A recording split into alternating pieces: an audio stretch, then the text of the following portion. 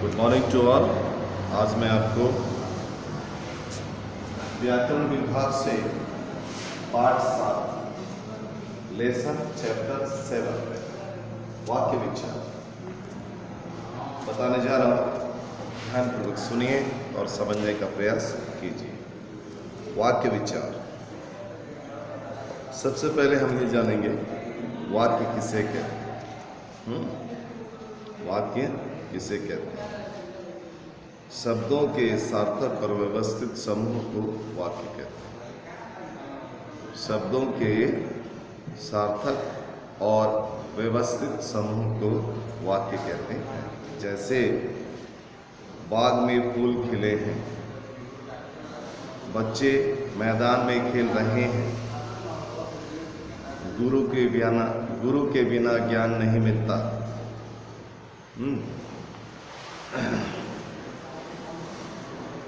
नेहा नाचती है, शेर दहाड़ता है, रोहित क्रिकेट खेलता है, पक्षी उड़ रहे हैं।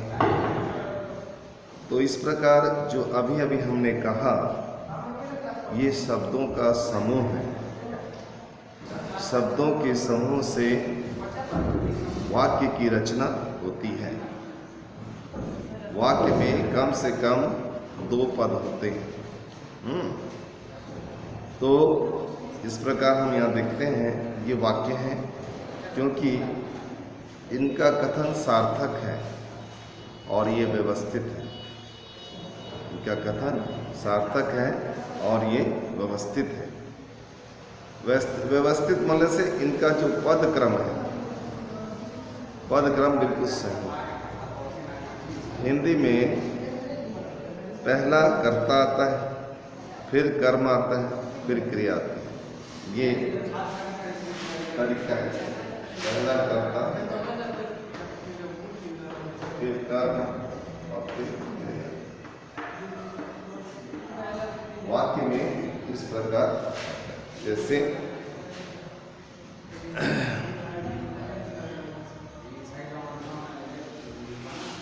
पिताजी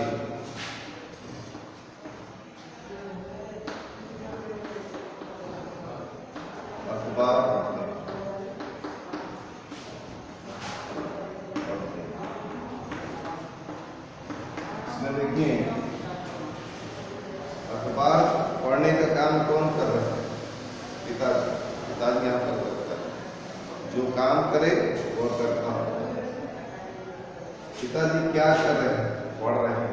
पढ़ना एक क्रिया है। पिताजी क्या पढ़ते हैं? अखबार पढ़ते हैं।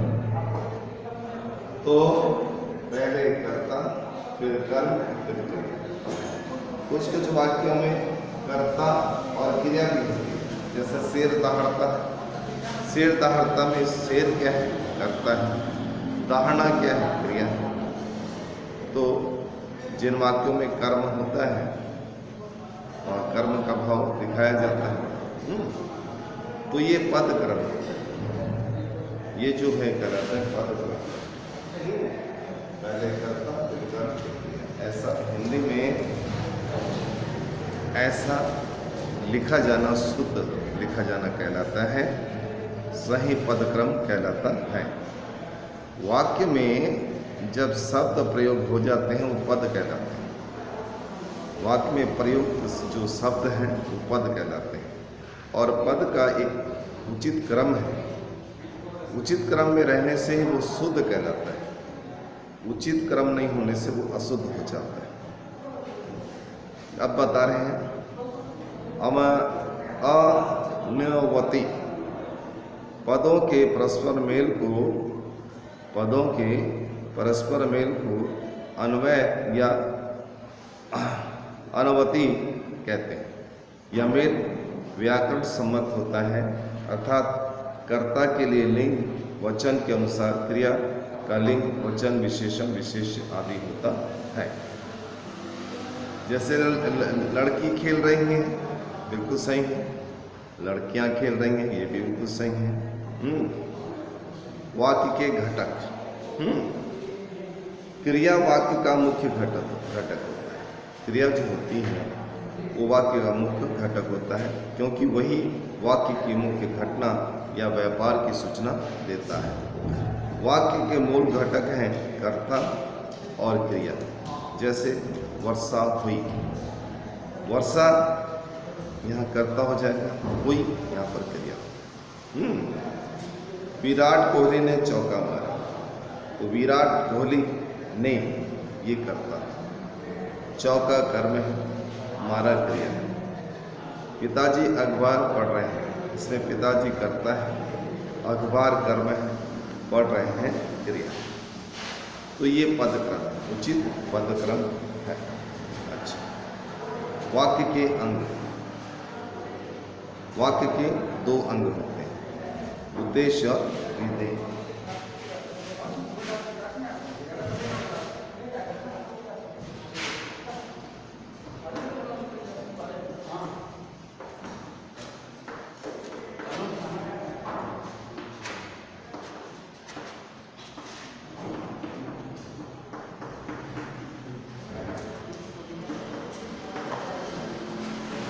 वाक्य के दो अंग होते हैं, उद्देश्य और विधेय, सब्जेक्ट एंड प्रेडिकेट। क्या बोलते हैं उसको अंग्रेजी में? Subject and predicate. तो उद्देश्य और विधेय किसे कहते हैं बता रहे हैं, ध्यानपूर्वक सुनिए। उद्देश्य, वाक्य में जिसके बारे में कुछ कहा जाता है वह उद्देश्य होता है। वाक्य में जिसके बारे में कुछ कहा जाता है वह उद्देश्य होता है। जैसे सीता चित्र बनाती है, यहाँ किसके बारे में बताया जा रहा है? सीता के बारे में। सीता क्या कर रही है? चित्र बनाने का काम कर रही है, इसलिए सीता के विषय में कुछ कहा जा रहा है ना, इसलिए सीता उद्देश्य है। उद्देश्य को कर्तव्य कहते हैं, समझे? हाँ, सीता चित्र बनाती, सीता चित्र बनाती, इसमें सीता के बारे में कुछ कहा जा रहा है, इसमें सीता क्या है? सब्जेक्ट, उद्देश्य है। और विधेय किसे कैसे, विधेय किसे कहते हैं? उद्देश्य के बारे में जो कुछ कहा जाए उसे विधेय कहते हैं। उद्देश्य के विषय में, वाक्य में उद्देश्य के बारे में जो कुछ कहा जाता है उसे विधेय कहते हैं। यहाँ पर चित्र बनाती विधेय है, क्योंकि उद्देश्य सीता के बारे में यहाँ बताया जा रहा है कि वो चित्र बनाती है। चित्र बनाती है विधेय, ये उद्देश्य,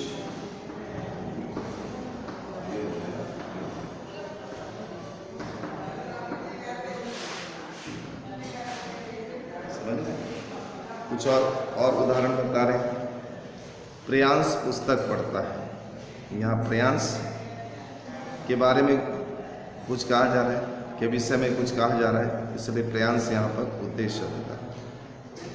पुस्तक पढ़ता है विधेय, क्योंकि यहाँ प्रियांश उद्देश्य के बारे में कुछ कहा गया है, इसलिए यह पुस्तक पढ़ता है विधेय।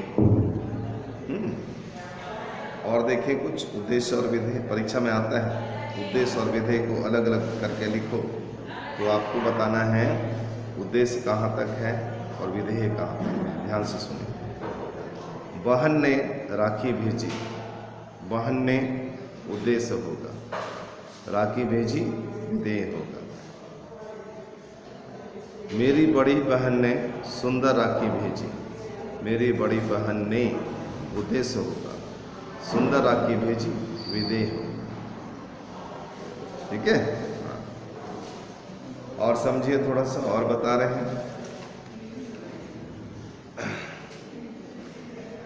फूल खिल रहे हैं, खिल रहा है, फूल उद्देश्य होगा, खिल रहा है विधेय होगा। सुंदर फूल खिल रहा है, सुंदर फूल उद्देश्य होगा, खिल रहा है विधेय होगा। अच्छा, सारिका जाती है, इसमें सारिका वो उद्देश्य होगा, जाती है विधेय होगा। बुढ़ापा एक रोग है, बुढ़ापा उद्देश्य होगा, एक रोग है विधेय होगा। बच्चे फुटबॉल खेल रहे हैं, बच्चे उद्देश्य होगा, फुटबॉल खेल रहे हैं विधेय। आई बात समझ? हाँ। अब बता रहे हैं पदबंध, तुम्हारे किताब में दिया है पेज नंबर 117, पदबंध। वाक्य में एक ही प्रकार का व्याकरणिक कार्य करने वाले पद समूह को पदबंध कहते हैं। वाक्य में एक ही प्रकार का व्याकरणिक कार्य करने वाले पद समूह को पदबंध कहते हैं। जैसे छात्र बैठे हैं, 8वीं कक्षा में सभी 8वीं कक्षा के सभी छात्र बैठे हैं। छात्र बैठे हैं, छात्र यहाँ पर संज्ञा है। 8वीं कक्षा के सभी छात्र बैठे हैं, ये संज्ञा पदबंध है। 8वीं कक्षा के सभी छात्र, इतना पूरा जो है ये जो सेंटेंस है वो संज्ञा पदबंध कहलाता है। बैठे हैं क्रिया है। आप क्यों चीखने लगे, इसमें आप सर्वनाम है और इसको पदबंध में जब लिखा जाएगा तो कैसे होगा? शांत रहने वाले आप क्यों चीखने लगे, शांत रहने वाले आप तक का होगा सर्वनाम पदबंध। तुम्हारा स्वर मीठा है, मीठा विशेषण, उसको पदबंध में कैसे लिखेंगे? तुम्हारा स्वर कोयल से भी मीठा है, तो कोयल से भी मीठा है क्या होगा? ये हो जाएगा विशेषण पदबंध। पहले संज्ञा पदबंध बताया, फिर सर्वनाम पदबंध बताया, अब हमने आपको विशेषण पदबंध बताया।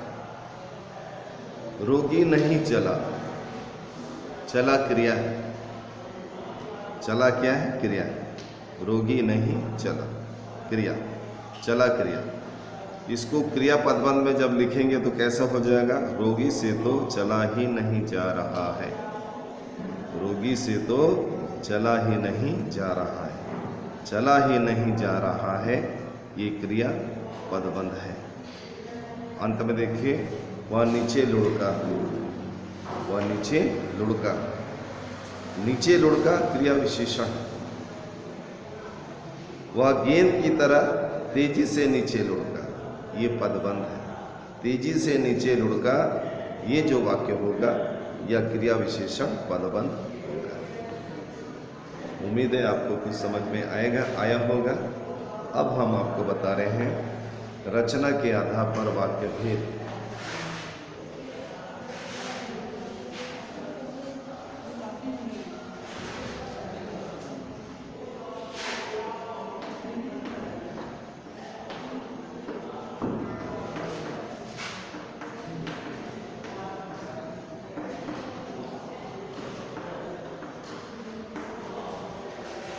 रचना के आधार पर वाक्य, रचना के आधार पर वाक्य के 3 भेद हैं। रचना के आधार पर वाक्य 3 प्रकार के हैं। पहला सरल वाक्य, सरल वाक्य। दूसरा संयुक्त वाक्य,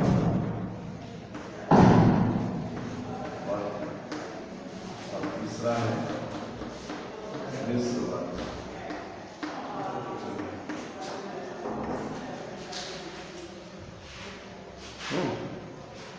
या मिश्रित वाक्य। रचना के आधार पर वाक्य भेद। रचना के आधार पर वाक्य 3 प्रकार के होते हैं। पहला सरल वाक्य, दूसरा संयुक्त वाक्य, तीसरा मिश्र वाक्य। मिश्र वाक्य को मिश्रित वाक्य भी कहते हैं। सबसे पहले हम आपको बताते हैं सरल वाक्य किसे कहते हैं।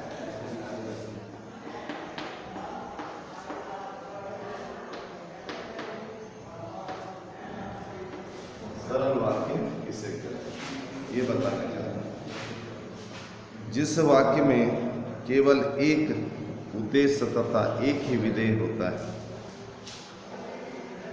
जिस वाक्य में केवल एक उद्देश्य और एक विधेय होता है उसे सरल वाक्य कहते हैं। जिस वाक्य में केवल एक उद्देश्य और एक विधेय होता है उसे सरल वाक्य कहते हैं। दूसरे शब्दों में समझिए, जिस वाक्य में केवल एक क्रिया होती है, जिस वाक्य में केवल एक क्रिया होती है उसे सरल या साधारण वाक्य कहते हैं। जैसे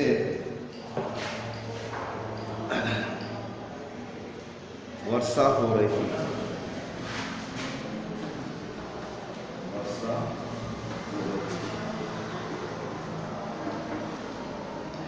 हो रही है, इसमें एक ही क्रिया है। जिस वाक्य में एक क्रिया होती है वो सरल वाक्य है।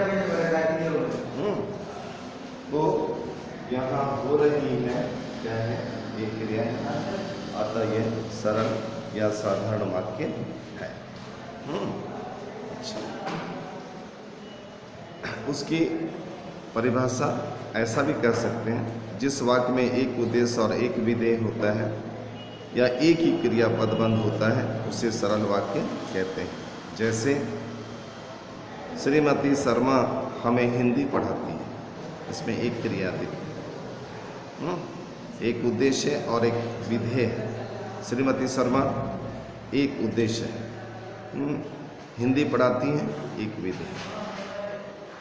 और दूसरे शब्दों में जिस वाक्य में एक ही क्रिया होती है उसे सरल वाक्य कहते हैं। हिंदी पढ़ाने का काम मैडम करती हैं, इसलिए यहाँ एक क्रिया है, तो ये सरल वाक्य होगा। दूसरा उदाहरण देखिए, बच्चे कक्षा में पढ़ रहे हैं, ये एक क्रिया है। तो जिस वाक्य में एक उद्देश्य और एक विधेय होता है उसे सरल वाक्य कहते हैं। या ऐसे कहें, जिस वाक्य में केवल एक क्रिया होती है उसे सरल या साधारण वाक्य कहते हैं। तो बच्चे ने हरी मिर्च खा ली, इस वाक्य में एक ही उद्देश्य, बच्चे ने ये उद्देश्य तथा एक ही विधेय, मिर्ची खा ली, मिर्ची हरी मिर्च खा ली, ये विधेय है।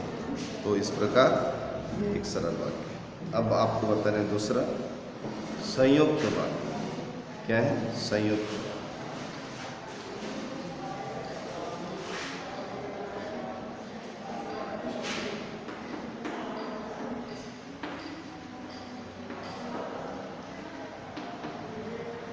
संयुक्त वाक्य किसे कहते हैं? संयुक्त वाक्य किसे कहते हैं? जिस वाक्य में दो या दो से अधिक वाक्य स्वतंत्र रूप से हों, जिस वाक्य में दो या दो से अधिक वाक्य स्वतंत्र रूप से हों तथा वे और, किंतु, परंतु, तथा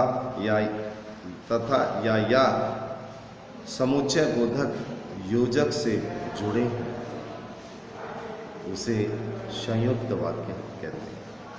संयुक्त वाक्य में दो स्वतंत्र वाक्य होते हैं, दो या दो से अधिक स्वतंत्र वाक्य होते हैं। और ये जो स्वतंत्र दोनों जो स्वतंत्र वाक्य हैं वो किससे जुड़े होते हैं? किंतु, परंतु, और, तथा, या इन योजकों के द्वारा या समुच्चय बोधक के द्वारा जुड़े हों तो वह संयुक्त वाक्य कहलाता है। जैसे राधा गा रही है, राधा गा रही है, और श्याम तबला बजा रहा है।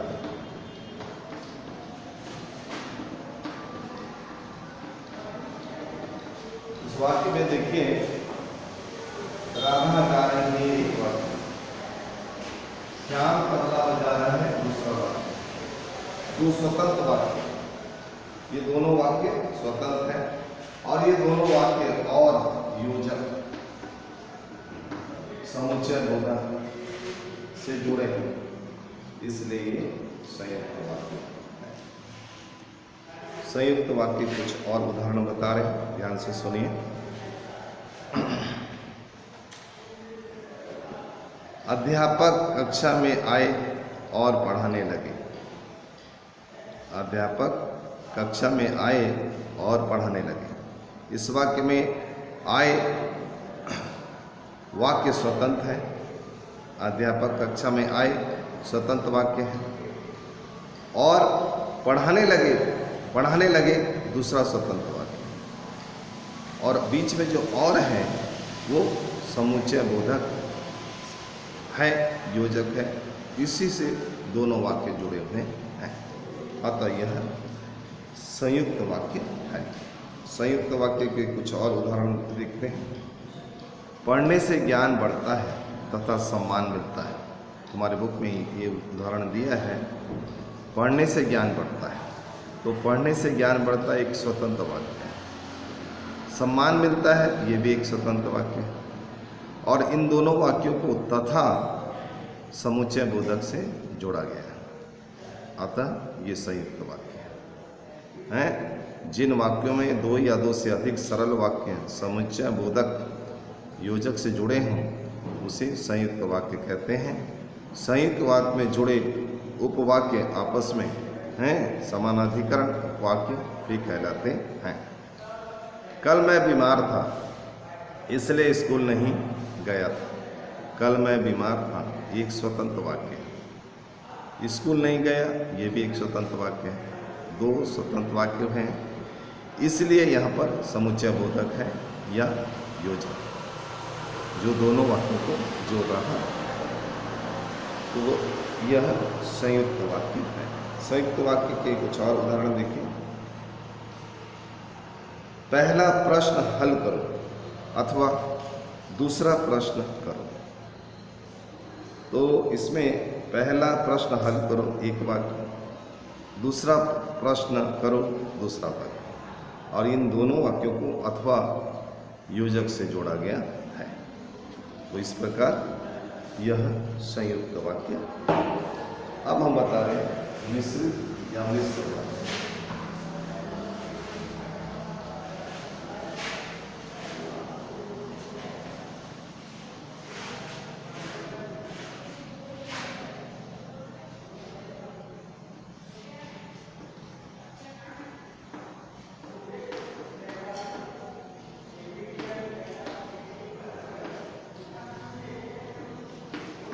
मिश्रित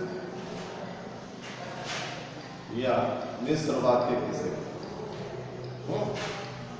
मिश्रित या मिश्र वाक्य किसे कहते हैं, इसको समझिए। जिस वाक्य में दो या दो से अधिक वाक्यों हों तथा उनमें से एक प्रधान वाक्य तथा दूसरा वाक्य उस पर आश्रित। जिस वाक्य में एक प्रधान वाक्य है, जिस वाक्य में एक प्रधान वाक्य है तथा दूसरा अन्य या दूसरा उस पर आश्रित हो तो वह मिश्रित वाक्य कहलाता है। फिर से ध्यान दीजिए, जिस सेंटेंस में एक प्रधान वाक्य तथा अन्य वाक्य उस पर आश्रित हो वह मिश्रित वाक्य कहलाता है। जैसे सुमन ने कहा कि वह कल विद्यालय नहीं जाए।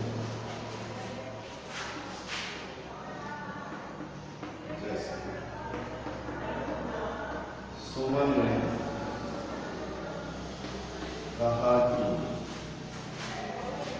ने कहा कि वह कल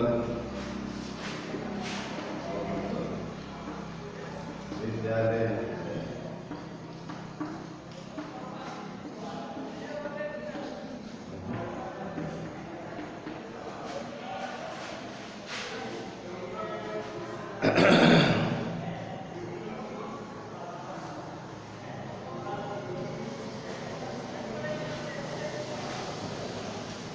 सुमन ने कहा कि वह कल विद्यालय नहीं जाए। इसमें सुमन ने कहा कि, सुमन ने कहा कि, सुमन ने कहा, इसमें प्रधान उपवाक्य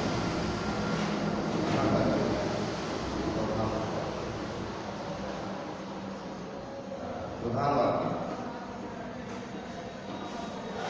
सुमन ने कहा प्रधान उपवाक्य।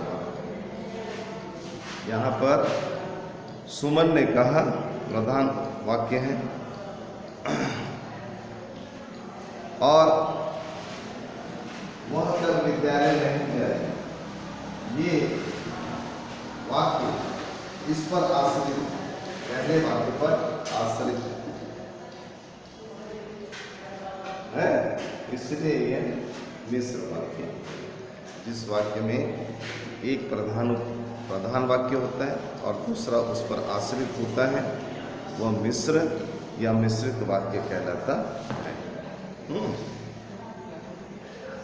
मिश्र वाक्य में एक से अधिक सरल वाक्य होते हैं, जिनमें एक उपप्रधान वाक्य होता है तथा दूसरा उस पर आश्रित होता है, निर्भर होता है। जैसे तुम नहीं जानते कि मैं तुम्हारे पिता का जिगरी दोस्त हूँ। तुम नहीं जानते, ये प्रधान वाक्य है। मैं तुम्हारे पिताजी का जिगरी दोस्त हूँ, ये आश्रित वाक्य। हर्ष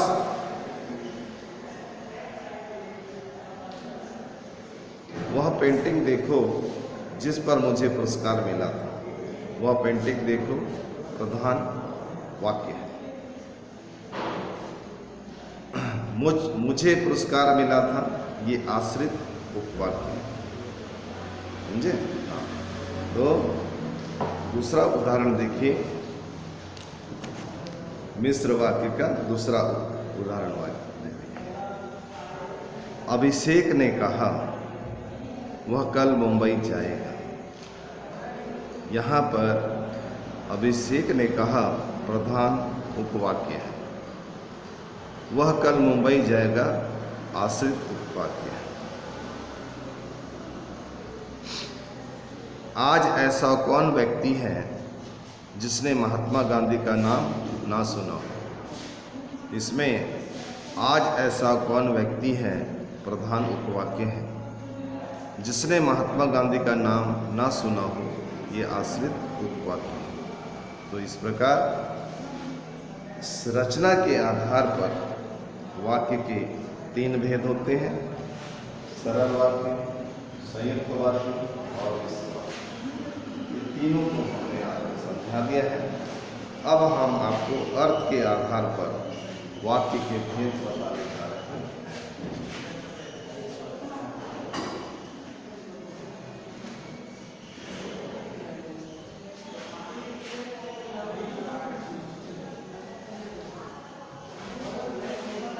अभी हमने आपको रचना के आधार पर बताया वाक्य अर्थ के आधार पर वाक्य।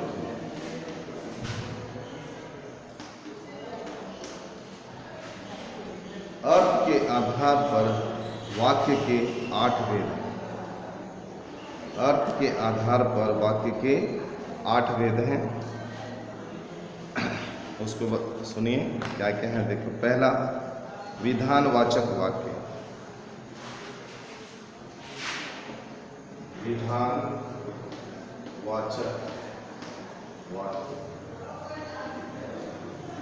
दूसरा देखिए, पहला विधानवाचक वाक्य। दूसरा देखिए निषेधवाचक वाक्य। निषेधवाचक वाक्य। तीसरा देखिए प्रश्नवाचक वाक्य। प्रश्नवाचक वाक्य। चौथा देखिए संकेतवाचक वाक्य। संकेतवाचक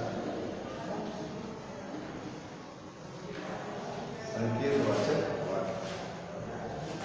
उसके बाद पांचवा है आज्ञावाचक वाक्य। छठवां है इच्छावाचक वाक्य। सातवां है संदेहवाचक वाक्य और आठवां है विस्मयवाचक वाक्य। तो इस प्रकार अर्थ के आधार पर वाक्य के 8 भेद हैं। अच्छा, अब हम आपको ये बताने जा रहे हैं कि पहला विधानवाचक जो वाक्य है उसे किसे कहते हैं? विधानवाचक वाक्य किसे कहते हैं?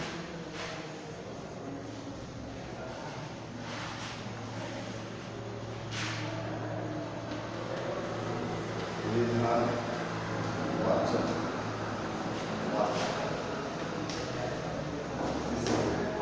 विधानवाचक वाक्य किसे कहते हैं? आपके बुक में लिखा है विधानार्थक वाक्य, एक ही मतलब विधानार्थक वाक्य। तो इसका मतलब वही है, विधानवाचक वाक्य किसे कहते हैं? किसी क्रिया के होने या करने की, जहाँ पर किसी वाक्य में किसी क्रिया के होने या करने की सामान्य सूचना मिलती है, वहाँ विधानवाचक वाक्य होता है। या किसी वाक्य में क्रिया के होने या करने की सामान्य सूचना देने वाले वाक्य विधानवाचक वाक्य कहलाते हैं। जैसे नीरज निबंध लिखता है, यहाँ पर नीरज के द्वारा निबंध लिखने का कार्य हो रहा है, एक कार्य के होने की सूचना हमको मिल रही है, अतः यह विधानवाचक वाक्य है। कवि ने कविता सुनाई, तो इस वाक्य में कवि के द्वारा एक कविता सुनाने का कार्य हुआ है, अतः यह विधानवाचक वाक्य है। मदन चेन्नई गया, मदन एक व्यक्ति है और उसके द्वारा चेन्नई जाने का काम हुआ है, इसलिए ये विधानवाचक। हमारा स्कूल पटेल नगर में एक वस्तु है स्कूल, लोग नाटक देख रहे हैं, घटना है। तो इस प्रकार विधानवाचक वाक्य में किसी कार्य के होने की सूचना मिलती है। तो यहाँ पर लेखक अपने श्रोता पाठक के विषय में कुछ जानकारी देता है, किसी व्यक्ति के बारे में कुछ जानकारी देता है, किसी वस्तु के बारे में कोई जानकारी देता है, या किसी घटना के बारे में जानकारी देता है। विधानार्थक वाक्य में किसी व्यक्ति के बारे में सूचना मिलती है, किसी वस्तु के बारे में, किसी घटना के बारे में सूचना मिलती है। तो सामान्य क्रिया होने या सामान्य सूचना मिलने पर वहाँ विधानवाचक वाक्य होता है। जिन वाक्यों में क्रिया के करने या होने की सामान्य सूचना मिलती है, सामान्य कथन हो, उसे विधानार्थक वाक्य कहते हैं।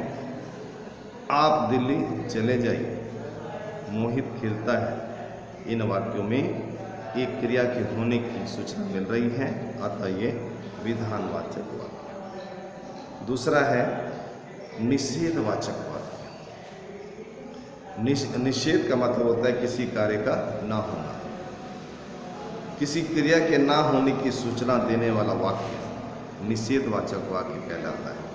फिर से, किसी क्रिया के ना होने की सूचना देने वाले वाक्य निषेधवाचक वाक्य कहलाते हैं। जैसे मैं खाना नहीं खाऊंगा, मैं अपना घोड़ा किसी को नहीं दूंगा, तो यहाँ पर किसी क्रिया के ना होने की सूचना है, अतः यह क्या है? यह निषेधवाचक वाक्य है। जहाँ पर किसी कार्य के ना होने की सूचना मिले, जिन वाक्यों में निषेध होता है उन्हें निषेधार्थक या नकारात्मक वाक्य भी कहते हैं। राजू शतरंज नहीं खेल सकता, रमन शायद आज ना आए, यहाँ शोर मत करो। इन वाक्यों में किसी कार्य के ना होने की सूचना है, अतः यह निषेधवाचक वाक्य है। ठीक है। रवि पढ़ने नहीं जाएगा, वह बाजार नहीं गया है, इसमें भी किसी कार्य के ना होने का भाव है, अतः यह निषेधवाचक वाक्य है। अब तीसरा नंबर बता रहे हैं आपको प्रश्नवाचक वाक्य।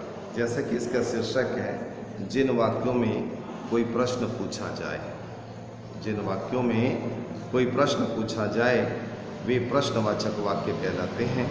जैसे आप कब आए, आपका नाम क्या है, आप कहाँ रहते हैं, माली बगीचे में क्या कर रहा है, माली बगीचे में क्या कर रहा है। और देखिए, तुम क्यों नहीं चल सकते, हम सब यहाँ क्या खेलेंगे, तुम कहाँ जा रहे हो। तो इन वाक्यों में क्या पता चलता है? इन वाक्यों में प्रश्न का भाव, प्रश्न का भाव पता चलता है। इसलिए इसे प्रश्नार्थक वाक्य या प्रश्नवाचक वाक्य भी कहते हैं। ठीक है, जिन वाक्यों में प्रश्न का बोध हो उन्हें प्रश्नवाचक वाक्य कहते हैं। सीमा कहाँ रहती है, तुम कब जाओगे, हैं? इन वाक्यों में प्रश्न का भाव है, इसलिए प्रश्नवाचक वाक्य है। तीसरा देखिए, संकेतवाचक वाक्य। जिन वाक्यों में एक क्रिया का दूसरी क्रिया पर निर्भर होने का बोध, जिन वाक्यों में एक क्रिया का दूसरी क्रिया पर निर्भर होने का बोध हो उसे संकेतवाचक वाक्य कहते हैं। जैसे यदि तुम पढ़ते तो परीक्षा में पास हो जाते। यदि तुम पढ़ते, एक वाक्य, एक क्रिया है, तो तुम पास हो जाते। यह दूसरी क्रिया, जो दूसरी क्रिया है वो पहली क्रिया पर निर्भर है। तो जिन क्रियाओं में एक क्रिया का दूसरी क्रिया पर निर्भर होने का बोध हो वहाँ पर संकेतवाचक वाक्य होता है। आप समय पर पहुँचते हैं तो गाड़ी नहीं छूटती। तो यहाँ पर भी एक क्रिया दूसरी क्रिया पर निर्भर है। संकेत का अर्थ है शर्त। इस वाक्य में शर्त का भाव रहता है। जैसे अगर तुम परिश्रम करोगे तो सफल हो जाओगे। यहाँ दो क्रिया है। यदि तुम परिश्रम करोगे एक क्रिया है, सफल हो जाएंगे दूसरी क्रिया है। तो निर्भर है, दूसरी क्रिया पहली क्रिया पर निर्भर है, इसलिए ये संकेतार्थक वाक्य है। यदि बरसात ना हुई तो मैं समय पर पहुंच जाऊंगा। यहाँ पर भी दूसरी क्रिया पहली क्रिया पर निर्भर है। तो इस प्रकार संकेत, जिस वाक्य में एक बात का होना दूसरी बात पर निर्भर हो, एक बात का होना दूसरी बात पर निर्भर हो, उन्हें संकेतवाचक वाक्य कहते हैं। यदि वर्षा होती तो फसल अच्छी हो। तो यहाँ पर पहली क्रिया पर दूसरी क्रिया पहली क्रिया पर निर्भर है। यदि तुम आ जाते तो तुम्हारा काम बन जाता। ये दूसरी क्रिया पहली क्रिया पर निर्भर है। तो इस प्रकार हम देखते हैं कि संकेतवाचक वाक्य में एक क्रिया दूसरी क्रिया पर निर्भर होती है। अब पांचवा देखें, आज्ञावाचक वाक्य। जिन वाक्यों में आज्ञा, अनुरोध, अनुमति का बोध हो वहाँ आज्ञावाचक वाक्य होता है। जिन वाक्यों में आज्ञा, अनुरोध या अनुमति का बोध हो उसे आज्ञावाचक वाक्य कहते हैं। विकास, तुम पाठ याद करो, ये आज्ञा है। रवि, कक्षा से बाहर चले जाओ, ये भी आज्ञा है। यहाँ पर आज्ञा दी जा रही है। आइए सर, अंदर आइए, रिक्वेस्ट की जा रही है। कृपया वर वधू को आशीर्वाद देकर अनुग्रह करें, प्रार्थना की जा रही है। और कुछ उदाहरण देखते हैं। तुम जा सकते हो, अनुमति दी जा रही है। तो इस प्रकार जिस वाक्य में आज्ञा दी जाती है या कुछ करने के लिए आदेश दिया जाता है वहाँ आज्ञार्थक वाक्य होता है। अब छठवां है इच्छावाचक वाक्य। इच्छावाचक वाक्य या इच्छार्थक वाक्य। जिन वाक्यों में बोलने वाले की इच्छा, जिन वाक्यों में बोलने वाले की इच्छा है, आशीर्वाद, शुभकामना या आशा का बोध होता है, उसे इच्छावाचक वाक्य कहते हैं। जैसे 9 वर्ष शुभ हो, ईश्वर तुम्हारा भला करे, ईश्वर आपको सुखी रखे, आज सब परीक्षा में उत्तीर्ण हो, महाराज की जय हो, इन वाक्यों में क्या है? इन वाक्यों में इच्छा, अपेक्षा, कामना, आशा का भाव है, अतः यह इच्छा वाक्य है। जिन वाक्यों में वक्ता की इच्छा, आशीर्वाद, कामना आदि का बोध हो उसे इच्छावाचक वाक्य कहते हैं। भगवान आपकी सहायता करे, ईश्वर तुम्हें सफलता प्रदान करे, यह वक्ता की इच्छा है। अब 7वां नंबर देखो, संदेहवाचक। जिन वाक्यों में किसी काम के होने में संदेह का पता चले, जिन वाक्यों में किसी काम के होने में संदेह का भाव हो उसे संदेहवाचक वाक्य कहते हैं। इसको संदेहार्थक वाक्य भी कहते हैं। जैसे शायद उसका पत्र आ जाए, संभवतः आज बाजार खुल जाए। तो इन वाक्यों में हम क्या देख रहे हैं? इन वाक्यों में हम संदेह या संभावना का भाव देख रहे हैं, इसलिए यह संदेहवाचक वाक्य है। शायद आपको कल मुंबई जाना पड़े, अब तक तो राम घर पहुंच गया होगा, संभावना व्यक्त की जा रही है, इसलिए ये संदेहवाचक वाक्य है। जिन वाक्यों में कार्य के होने में संदेह या संभावना का भाव हो उन्हें संदेहवाचक वाक्य कहते हैं। जैसे कपिल शायद आज ही आगरा जाए, वह आता ही होगा, संभावना है ना। हाँ, तो इस प्रकार यह संदेहवाचक वाक्य है। 8वां और अंतिम वाक्य है विस्मयवाचक वाक्य। विस्मय मतलब होता है आश्चर्य। जिन वाक्यों में विस्मय, घृणा, शोक, हर्ष आदि का भाव प्रकट हो उसे विस्मयवाचक वाक्य कहते हैं। जैसे वाह कितना सुहावना मौसम है, यहाँ हर्ष का भाव, जी तुम चोरी करते, यहाँ घृणा का भाव है, अरे तुम पास हो गए, ये आश्चर्य का भाव है, हाय वह बुढ़िया मर गई, यहाँ शोक का भाव है। तो इस प्रकार 8वें और अंतिम में विस्मयवाचक वाक्य हैं, जिसमें विस्मय का भाव,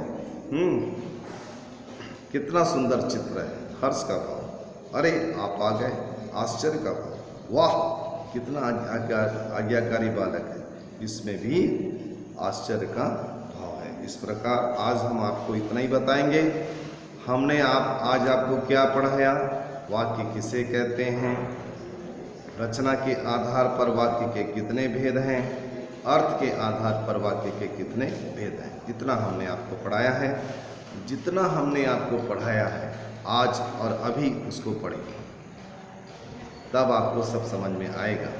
और हमारे पढ़ाने के बाद आपको पढ़ना है और पढ़ने के बाद समझना है। नहीं समझ में आए तो हमसे आप संपर्क करें 7894945066। हमारे साथ चलिए, हमारे साथ बने रहिए, हमारा कहा मानिए और हमारे कहे अनुसार काम कीजिए, आपको परीक्षा में अवश्य सफलता मिलेगी। इसी शुभकामना के साथ आपसे इजाज़त चाहता हूँ। नमस्कार। ओके।